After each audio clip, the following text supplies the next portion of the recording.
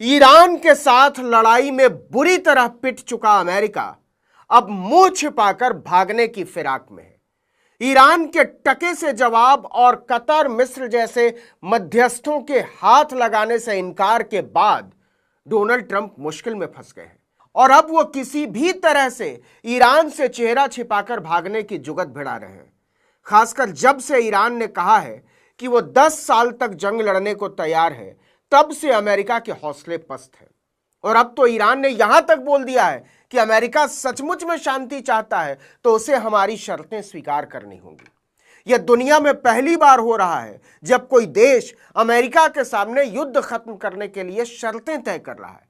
Iran और Israel के बीच बढ़ते टकराव ने वैश्विक राजनीति को हिला दिया है, लेकिन इस पूरे संकट के बीच सबसे ज्यादा बेचैनी जिस देश में दिखाई दे रही है वो है United states of America. Israel और ईरान से जंग के 13वें दिन ही अमेरिका की हिम्मत जवाब देने लगी है। झेप मिटाते हुए हेकड़ीबाज राष्ट्रपति डोनाल्ड ट्रंप ने कहा कि जंग में अमेरिका ईरान से जीत चुका है, लेकिन मिशन पूरा होने तक लड़ाई जारी रहेगी। उन्होंने केंटकी राज्य में एक रैली के दौरान डींगे हाँकते हुए कहा कि जंग के पहले ही घंटे में साफ हो गया था कि अमेरिका आगे है और अमेरिकी सेना ने ईरान की सैन्य ताकत को काफी कमजोर कर दिया है। दरअसल युद्ध में जान माल के भारी नुकसान, अरब देशों के बीच खत्म हुई विश्वसनीयता के साथ युद्ध के खर्चे पर आई रिपोर्ट ने ट्रंप की हेकड़ी गुम कर दी है। अमेरिकी रक्षा विभाग पेंटागन ने संसद को बताया कि ईरान जंग के शुरुआती 6 दिन में ही अमेरिका ने लगभग 11.3 अरब डॉलर यानी कोई 1 लाख करोड़ रुपए से ज्यादा खर्च कर चुका है। इनमें से करीब 5 अरब डॉलर यानी लगभग 45,000 करोड़ हथियार और गोला बारूद पर खर्च हुए हैं। इस हिसाब से अनुमान लगाया जाए तो अभी तक ईरान से जंग पर अमेरिका 2.5 लाख करोड़ रुपया से ज्यादा उड़ा चुका है। मतलब ईरान के साथ लड़ाई ने अमेरिका को बुरी तरह निचोड़ लिया है, इतनी बुरी तरह कि वो किसी भी तरह मैदान से मुंह दिखाकर भाग निकलना चाहता है। और इसकी वजह है ईरान अब अमेरिका को बेइज्जत कर रहा है, वो भी कायदे से। ईरान के राष्ट्रपति मसूद पजश्कियान ने कहा कि जंग खत्म करने के लिए अमेरिका को 3 शर्तें माननी पड़ेंगी। पहला, ईरान के कानूनी अधिकारों को मान्यता दी जाए। दूसरा, युद्ध के नुकसान की पूरी भरपाई की जाए। और तीसरा, भविष्य में हमला न होने की अंतर्राष्ट्रीय गारंटी मिले। आप इस बात पर हैरान हो सकते हैं कि कोई देश, वो भी ईरान जैसा, अमेरिका को बता रहा है कि या तो शर्तें मानो और नहीं तो युद्ध झेलने के लिए तैयार रहो, हमें कोई दिक्कत नहीं है, अपना देख लो। अभी तक अमेरिका ने इसका कोई जवाब नहीं दिया है, लेकिन उस पर युद्ध खत्म करने का अंतर्राष्ट्रीय दबाव बढ़ता चला जा रहा है, क्योंकि अगर यह जंग ऐसे ही चलती रही तो पूरी दुनिया में ऊर्जा संकट खड़ा हो सकता है और होने लगा है। दुनिया में कच्चे तेल की कीमत लगातार बढ़ रही है। अंतर्राष्ट्रीय बाजार में तेल की कीमत $101 प्रति बैरल से ऊपर पहुंच गई है। 24 घंटे के भीतर इसमें $10 का इजाफा हुआ है। एक दिन पहले कच्चे तेल की कीमत $92 प्रति बैरल थी। केवल 10 दिन के भीतर कच्चा तेल $62 प्रति बैरल मिल रहा था।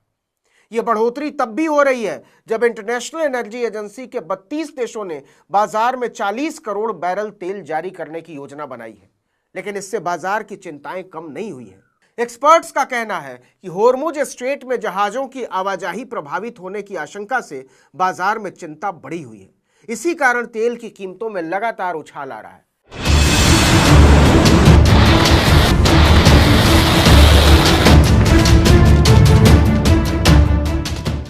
ईरान मध्य पूर्व की ऊर्जा राजनीति का अहम खिलाड़ी है। अगर युद्ध लंबा चलता है तो सबसे बड़ा असर तेल आपूर्ति पर ही पड़ेगा।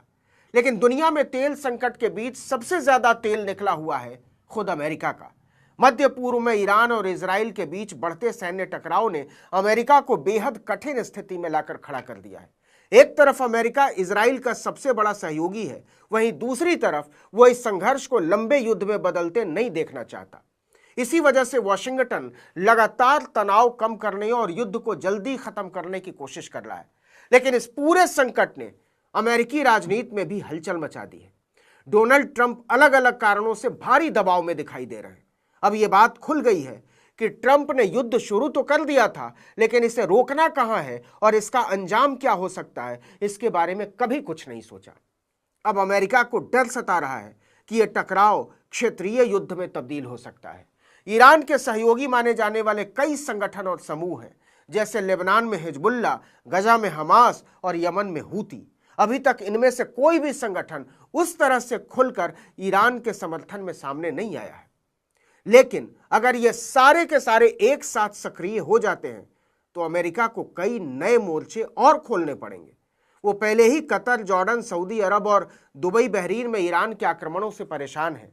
वाशिंगटन की रणनीतिक चिंता यह भी है कि उसकी सेना पहले से ही कई बड़े वैश्विक तनाव में उलझी हुई है, जैसे यूक्रेन में रूस के खिलाफ युद्ध, ताइवान को लेकर चीन के साथ बढ़ता तनाव और इंडो पैसिफिक में बढ़ती सैन्य तैनाती।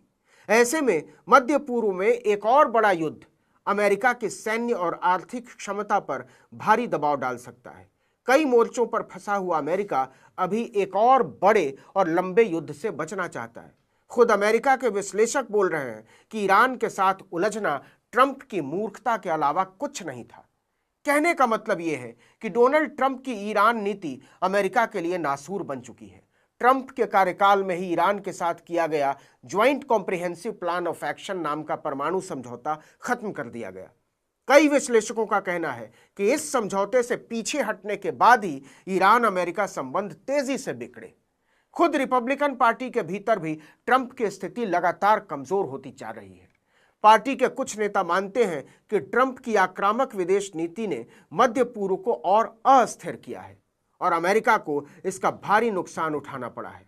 अगर ईरान के साथ युद्ध लंबा चलता है तो अमेरिका पर यह आरोप लग सकता है कि वो फिर से मध्य पूर्व को युद्ध में झोंक रहा है, जैसा कि इराक, लीबिया और अफगानिस्तान में वो कर चुका है। इन युद्धों ने पहले ही अमेरिका की वैश्विक छवि को बहुत नुकसान पहुंचाया था। इनमें से किसी भी युद्ध के पीछे बताए गए कारणों को अमेरिका कभी सिद्ध नहीं कर सका। इसी कारण अमेरिका चाहता है कि यह संघर्ष जल्दी से जल्दी खत्म हो, लेकिन ईरान कह रहा है कि इसकी शर्तें हम तय करेंगे। इस वीडियो में इतना ही, लेकिन अगर आपने आर्टिकल 19 इंडिया को अब तक सब्सक्राइब नहीं किया तो फौरन कर दीजिए, बेल आइकॉन दबाइए, घंटी जैसी आकृति, लाइक कीजिए और कमेंट करके बताइए हमारा वीडियो आपको कैसा लगा। हमारा ट्विटर हैंडल है आर्टिकल 19_इंडिया और मेरा ट्विटर हैंडल है नवीन जर्नलिस्ट। नमस्कार।